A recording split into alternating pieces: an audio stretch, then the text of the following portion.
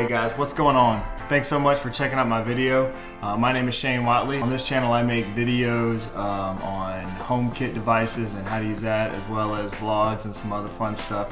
So if you're into smart home and especially using stuff with Siri and HomeKit, consider subscribing, checking out some of my other videos. But today we are going to talk about this guy.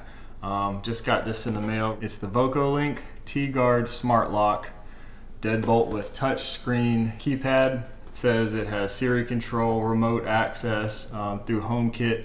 So for that, you have to have an iPad or Apple TV or something as your hub at the house. It's got the touch screen, multi-user management. You can add different key codes to it, so that's pretty cool. After we install it, I'm gonna leave a little review and just kind of tell you what I think about it. So the first thing we'll have to do is remove the old lock. Now, VOCOLink does have a good video that was pretty helpful in helping with the installation.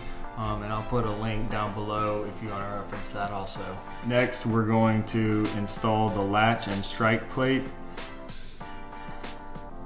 Make sure the back set is at the correct position, which is the distance between the edge of the door and the center of the lock. Mine is 2 3/8 inches. All right, next we're going to install the touchscreen panel. Make sure that the bolt is in the unlock position and feed the tailpiece through vertically. You can temporarily hold it in place with some tape for now. Next, we're going to install the mounting plate.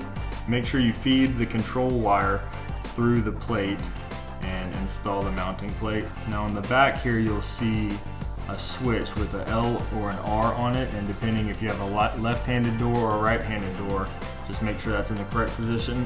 Now attach the cable assembly here. Make sure the turning piece is in the right position, and then attach the exterior assembly to the mounting plate. Now here, test that the lock unlocks and locks easily manually just by twisting it a couple of times. You don't want too much resistance or the motor's gonna have a hard time locking and unlocking remotely. Now for this part, I had to kind of loosen some screws. I went back and forth and kind of loosened, if I installed the mounting plate or anything too tight, then it created too much resistance. So you might want to just make sure that everything's not too tight. All right, next, put in the batteries. Hold unlock to activate the touchpad, and then tap the keys one by one. And so for me, I held unlock, and then after you put the batteries in, type in 1, 2, 3, 4 will reset it. So I did that just to reset everything. Make sure you're on a 2.4 gigahertz Wi-Fi network on your phone. And once you do that, you go back and go into the Linkwise app and add a new device, and then you can scan the HomeKit code, and once you do that, the device should be added.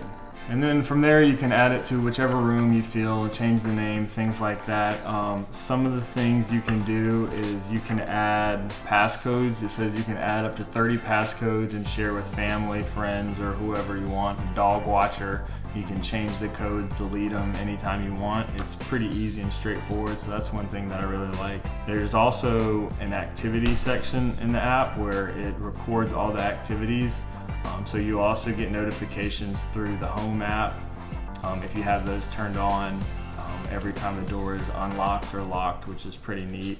All right, so that's pretty much it. All in all, I would say it's pretty easy to install. I had a few issues with my door where I had to kind of go back and make sure the screws weren't too tight, just so that there wasn't much resistance. One thing I would recommend if you're installing this is just throughout the whole process, just kind of unlock and lock manually, just to make sure that mechanism is smooth. If it's too hard to turn at any point, the motor's probably going to have an issue locking or unlocking using the app. I love that I can add multiple codes. The touchpad is a really nice feature, if you got kids or whatever, multiple people. You can add this to a scene. Say you have a good night scene where you tell Siri good night and it shuts off all your lights.